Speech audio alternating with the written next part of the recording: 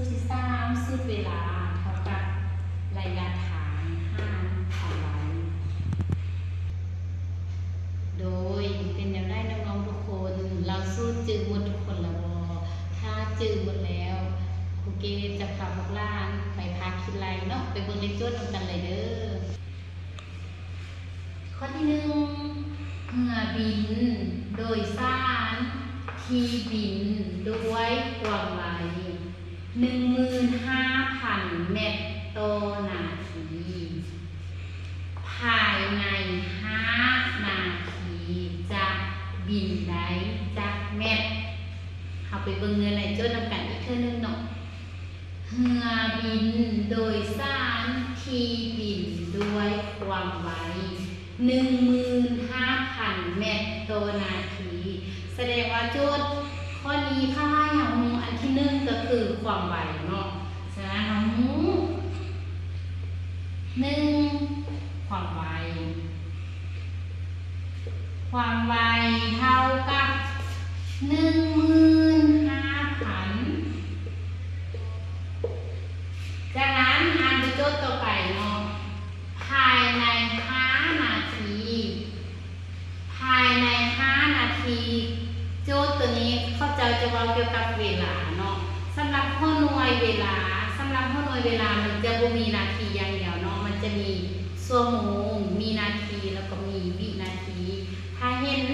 เครื่องหมายแบบนี้แล้วให้พวกหลานให้ฮู้ว่าเป็นข้อหน่วยของเวลาเนาะฉะนั้น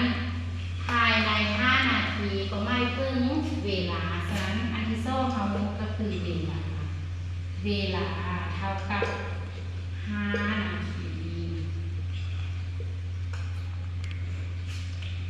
จะบินได้จักเม็ด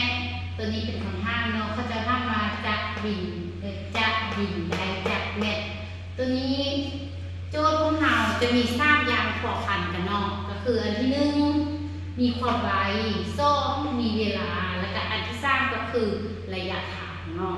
ฉะนั้นเมื่อเรามีความไวมีเวลาสิ่งที่คาดให้ไปก็คือระยะทางฉะนั้นหน่วยระยะทางจะนี้เมตรหรือว่ากิโลเมตรจะเป็นระยะทางเนาะฉะนั้นเมื่อ25จากเมตรตัวนี้ให้พวกหลานให้ฮู้ว่าเป็นระยะทางหรือว่ามาสังเกตบนโจทย์ว่าโจทย์สำหรับบทเรียนตัวนี้มีระยะทางมีความไวมีเวลาฉะนั้นเฮาฮู้อยู่นี่ก็คือความไวมีเวลาสิ่งที่คาดให้ไปก็คือระยะทางฉะนั้นเขาโซหาระยะทางฉะนั้นสูตรระยะทางน้องๆทุกคนจื้อบ่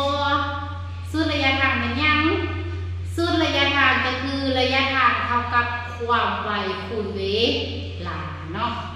ฉะนั้นระยะทางสูตรระยะทางเท่ากับความไว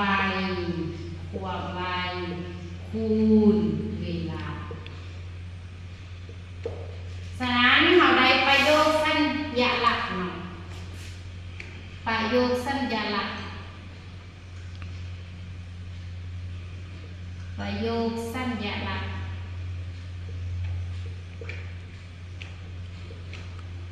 ความไวก็คือ 15,000 คูณกับ5จะเท่ากับเดี๋ยวครูก็ตั้งเลขเลยเด้อ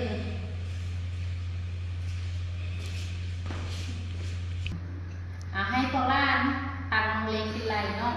15,000 คูณกับ5 คูณ0ไปได้0 5คูณ0ออก0 5คูณ0ออก0 5 เขียน5ถึง2 5 1 5บวกกับ2ก็เป็น7เนาะฉะนั้นออก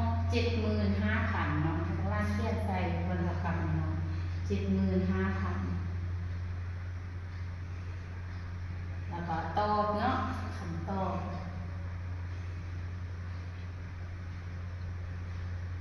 ต่อเท่ากับ75,000น้องผู้หน่วยจะเป็นอีหยังต่างก็จะถามเนาะผู้หน่วยเป็นแมทข้างล่างกับแมทใส่นี่เนาะโดยสำหรับบทเรียนของพวกเราเป็นแนวได้พวกเราเข้าใจอยู่บ่